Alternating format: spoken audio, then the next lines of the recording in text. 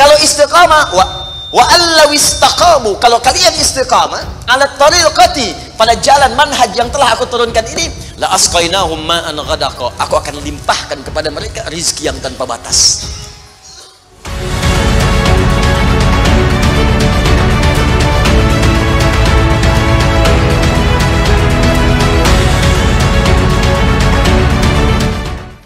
Wa may yattaqillaha yaj'al lahu makhraja wa yarzuqhu min haitsu la. Siapa yang mampu meningkatkan takwanya kepada Allah, salatnya meningkat dari yang fardu tambah sunnah, amalan hartanya meningkat dari zakat tambah infak, amalan Qur'annya meningkat dari sekedar baca mulai kemudian tilawah atau mulai menghafalkannya, amalan puasanya meningkat dari Ramadan mencari sunnah-sunnahnya, tingkatkan. Maka pengertian persamaannya, ya ja'allahu makhraja, semakin meningkat takwanya, semakin aku tuntaskan semua persoalan kehidupannya. Jadi bapak ibu kayaknya nggak dapat masalah, padahal anda tuh mengalami masalah sebetulnya. Cuman masalahnya sebelum dialami diringankan oleh Allah sehingga seakan-akan tak terasa. Ada yang langsung masalah dihadapkan di depannya, tapi diberikan ketenangan dalam jiwanya sehingga perasaannya nikmat saja. Padahal sebelumnya tidak begitu. Macet, sebelumnya menghujat, kadang mencela, klakson nggak berhenti, ya, bikin status juga, langsung kasih komen negatif, ya, Jakarta kesini banjir, siapa gubernurnya, misalnya, apa solusinya? Ini begini, ini begitu, apa solusinya? Apa ketenangan yang kita dapatkan? Tapi ada orang yang ketika dapat macet, tiba-tiba, Allahu Akbar, dia cuma klik dengan satu tombol, klik keluar murotal. Alhamdulillah ya Allah, engkau kasih macet. Kalau enggak macet seperti ini, bagaimana aku kemudian mendekat kepadamu dengan mendengar murotal ini? Ternyata ketika macetnya 15 menit, hafal ayat 3 ayat. Selalu ada hikmah dalam kehidupan. Sedang zikir, ada yang berdoa, itulah yang dimaksudkan. Dientaskan persoalan, diberikan ketenangan, dan dipahamkan tentang nikmat yang diberikan. Ada orang yang minta dulu. Nah nanti orang soleh ini, solihin, itu diantara mereka bertawasul dengan amal solehnya. Ada yang sering bersolawat, tawasul dengan solawatnya. Ada yang sering infak, tawasul dengan infaknya. Bukankah kita pernah mendengar kisah yang sangat viral? Padahal masa itu belum ada media sosial, tapi sampai kekinian sekarang. Kisah ini terjadi sangat lampau, sampai sekarang lewat 15 abad masih viral, dibukukan. Perhatikan, kalau kita ikhlas, maka semua kisah kebaikan kita akan diangkat sampai di masa yang tidak batas, sampai terjadi hari kiamat kembali kepada Allah Subhanahu wa taala. Walaupun komunikasi alatnya tidak lengkap. Pernah dengar kisah 3 orang yang sedang berjalan, kemudian tiba-tiba ada hujan, berlindung masuk ke sebuah gua. Begitu masuk di dalam gua itu, kisahnya sangat populer sekali, sampai ada di Sahih Al-Bukhari, sampai sekarang sering dikisahkan. 3 orang laki-laki sedang berjalan beraktivitas. Tiba-tiba datang hujan deras, berlindung masuk ke dalam sebuah gua. Ketika duduk di gua itu, tanpa sadar batu dari atas menggelinding menutup ke dalam muka pintu gua itu. Pus, rap. Saking padatnya tidak meninggalkan celah yang cukup untuk mereka keluar. Akhirnya setelah reda, berusaha untuk mendorong. 3 orang nggak sanggup. 1 lemas, yang 2 dorong makin nggak sanggup. 1 lebih lemas, 1 orang dorong, ya sama betul-betul nggak sanggup. 3 aja nggak sanggup, 1 pengen dorong, nggak bisa. Akhirnya yang paham rumus ini, dari 3 orang itu mulai berkata kepada teman yang 2, ini mustahil kita bisa kemudian tuntaskan kecuali kita bertawasul dengan amal soleh yang pernah kita kumpulkan dalam hidup. Jika kita sudah merasa tak mampu sebagai makhluk, maka ini tanda dari Allah untuk meminta kepada Khalik. Dan disinilah kita disadarkan oleh Allah pentingnya amal soleh. Maka kalau kita sudah merasa amal soleh kita bermanfaat, bahkan bisa dipakai dalam doa, nanti akan semakin semangat amal solehnya. Itu rumus Pak Bu. Di sekarang banyak orang itu tidak mengerti kenapa mesti beramal soleh. Karena itu ketika diminta beramal, malas. Maghrib sudah sholat, begitu isya kan, Allahu Akbar, ayo isya, kok cepet amat, barusan udah maghrib sekarang isya lagi. Tapi kalau orang yang mengerti, Allahu Akbar, mudah-mudahan tiap menit sholat. Kata bisa minta, bukankah dalam sholat itu minta? Ya, Rabbighfirli warhamni wajburni warfa'ni, permintaan semua. Dalam sujud minta lagi, minta. Selesai. Maka 3 orang itu bermohon dengan amalannya. Yang satu mengatakan, ya Allah, saya punya seorang ibu yang saya baktikan hidup saya untuk melayani beliau. Saya bekerja pulang kemudian tidak pernah saya mengambil sesuatu sebelum ibu saya dulu. Apa yang saya lakukan sebelum tidur? Saya kemudian siapkan susu untuknya saat bangun, kemudian saya berikan terlebih dahulu. Saya tidak pernah menyentuh makanan sebelum ibu saya terlebih dahulu menyentuhnya. Satu kali saya datang, ya Allah, mendapati beliau sudah tertidur. Maka saya tidak berani menyentuh kemudian makanan itu. Dan saya punya kebiasaan ketika bangun saya siapkan air susu. Ya, saya bayangkan ibu memberikan ASI kepada saya, maka sekarang saatnya saya memberikan susu kepadanya. Kemudian saya tunggu di sampingnya, saya sampai ibu saya tertidur sampai bangun. Ketika dia bangun, saya tidak pernah terangkan kepadanya bahwa saya memegang nampan itu dari sejak malam sampai dia bangun. Kemudian saya tuangkan, saya minumkan kepada beliau, setelah beliau menyentuh baru saya makan. Kalau ini menjadi amal soleh yang pernah saya kerjakan, ya Allah, dan Engkau ridha dengannya, mohon bebaskan kami dari kungkungan batu ini. Yang tadinya tidak bergerak, begitu didorong bergeser. Mau keluar masih susah. Ya, ini pertanda dari Allah ingin mendengar semua amalan-amalannya supaya adil terdengar keseluruhannya. Kedua, ya Allah, saya pernah mimpin suatu perusahaan. Kalau bahasa kita sekarang, saya pernah punya bisnis, ya Allah. Kemudian ada karyawan saya, tiba kemudian pamit meninggalkan pekerjaan, tapi gajinya belum saya berikan. Lantas saya simpan gaji itu, dia tak kunjung datang. Kemudian saya berinisiatif, ya Allah, untuk menjadikan gajinya dia sebagai modal, karena khawatir kalau pulang nilainya sudah berkurang. Maka dibelikanlah oleh saya, ya Allah, kambing. Kemudian dikelola kambing itu. Sampai bertahun-tahun datang, kambingnya sudah penuh, ya Allah, dengan berbagai kandang. Ternak sudah banyak. Selapangan sudah kumpul. Begitu dia datang, saya berikan kepadanya semuanya itu, dia mengatakan, kamu bercanda ya? Gaji saya kan cuma 1 juta, kenapa dibalikin tiba-tiba ada 1000 kambing? Orang ini mengatakan, kamu bercanda?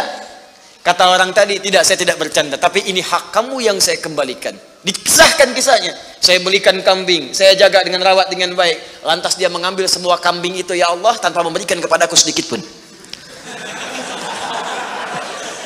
Makasih ya, pergi gitu kan. Masya Allah. Ya gitu, kalau Baduy itu unik gitu ya, bukan yang di sini, Arab maksudnya ya. Unik gitu, jadi lugu, polos, berangkat ya.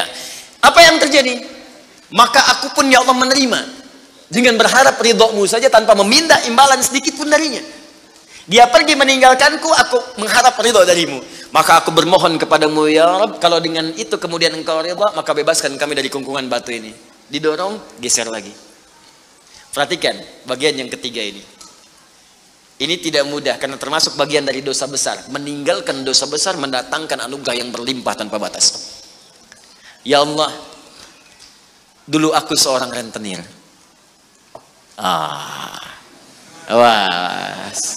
Banyak sekarang nih, ya, yang benjol-benjol, yang catat-catat. Dulu aku seorang rentenir, ya.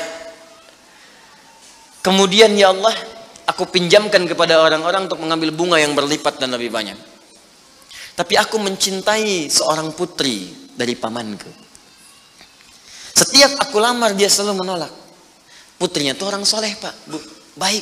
Makanya di Quran jelas orang soleh nggak akan dipertemukan dengan yang kurang baik. Tapi jangan pesimis dulu.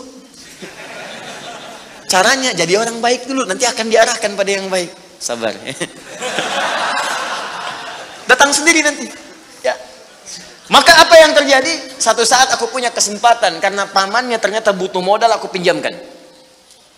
Lama dia kemudian tidak bayar-bayar sampai menggelinding hutangnya begitu banyak terkumpul. Datanglah kemudian anak gadisnya kepadaku untuk minta keringanan. Maka aku katakan kepadanya, malam ini pun hutang bapakmu aku akan lunasi seluruhnya tanpa kecuali kalau malam ini engkau mau bergaul denganku. Maka anak perempuan itu sedih, merasa terancam, tapi tak mampu berbuat banyak untuk bapaknya, dia pasrah kemudian mengiyakan. Di malam itulah sejak aku siap-siap untuk menggaulinya, tiba-tiba si gadis itu dengan fitrah lisannya mengatakan, nih kalau orang nggak pernah maksiat, ini kalimatnya itu tinggi sekali, besar, pengaruhnya banyak. Kata perempuan ini, ittaqillah, paman, bertakwalah kepada Allah. Satu kalimat di gadis itu menggetarkan pada jiwaku, melahirkan rasa takut yang sangat dalam. Aku lari meninggalkannya sambil mengatakan, sudah, bapakmu tak ada utang lagi padaku, dan aku lari meninggalkannya. Ya Allah, kalau dengan perbuatan itu engkau ridha yang menjadikan aku bertobat sampai sekarang, maka mohon ya Allah bebaskan kami dari kungkungan batu ini. Begitu mau didorong, batunya sudah menggelinding jauh meninggalkan mulut gua itu. Kumpulan amal soleh yang digunakan wasilah untuk berdoa, terkadang akan cepat mampu mengabulkan apa yang kita mohonkan. Apalagi kalau yang dimintakan adalah pengalaman meninggalkan perbuatan maksiat yang besar. Kadang maksiat-maksiat itu jangan diikuti. Jauhi, tinggalkan. Nanti saat butuh, minta dengan amalan itu. Itu boleh, ayatnya ada. Yang nyuruh Allah berarti Allah yang menetapkan jalan. Salah satu formulanya mengerjakan itu supaya semangat beramal soleh. Amal soleh itu kan cuma dua. Kalau enggak if'al, wala taf'al. Do it, live it. Kerjakan, tinggalkan. Kerjakan sholat, jauhi zina. Kerjakan kemudian infak, jauhi bohong. Kerjakan ini, tinggalkan ini. Anda cukup kerjakan, tinggalkan. Dan dengan wasilah itu minta kepada Allah. Jelas di sini? Nah, ini mungkin doa banyak disampaikan tapi jarang terkabulkan karena pengertiannya terbalik. Yang ditinggalkan dikerjakan, yang dikerjakan ditinggalkan. Terus dengan pedenya minta, ya Allah mohon kabulkan. Susah. Kenapa? Naktas sauda. Ketika berbuat maksiat mulai ada penutup kemudian di cawan hatinya. Mulai yang ringan dulu begini. Sehingga saat cahaya akan masuk tidak tembus. Sedikit-sedikit. Allahu Akbar, Allahu Akbar. Dulu belum dengar adzan sudah ke masjid. Sekarang sudah dengar adzan masih belum semangat tuh ke masjid. Ini ada cawan nih yang ditutup. Makin keras lagi. Dulu masih nunggu qomat ke masjid. Sekarang sudah qomat mau dekat waktu sholat berikutnya nggak ke masjid juga. Begini. Tapi kalau sudah begini, ini yang susah. Bahkan orang sholat pun masih disoal juga. Ngapain sholat? Tidak akan memberikan solusi. Soleh ya, ini udah begini. Sulit.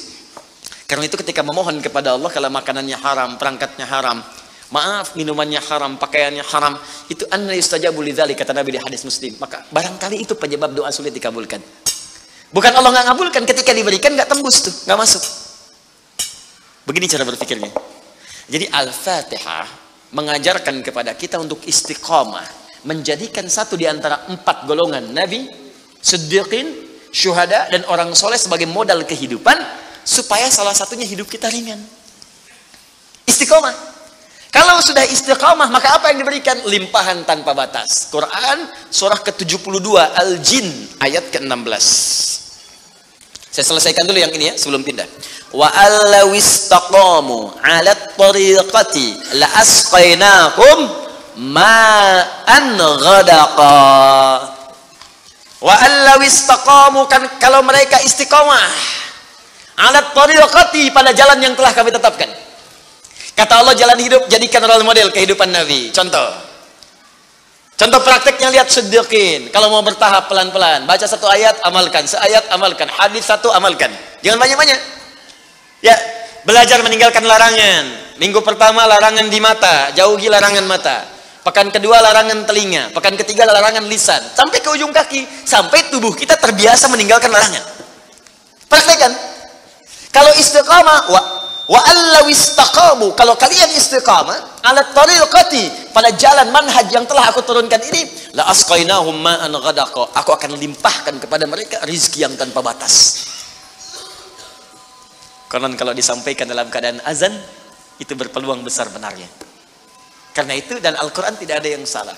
Ma'an ghadaqa di ayat ini bukan berarti air, tapi gambaran dari limpahan yang tiada bertepi. Bukankah kalau dalam saat haus paling enak minum air? Bukankah kalau energi itu hilang, air yang datang bisa menguatkan kembali? Ya kan? Bukankah air bisa menjadikan yang kotor menjadi bersih? Maka rizki itu sifatnya luas. Bisa jadi kemudian materi, bisa uang, bisa ketenangan, bisa limpahan keturunan, dan sebagainya. Istiqamah.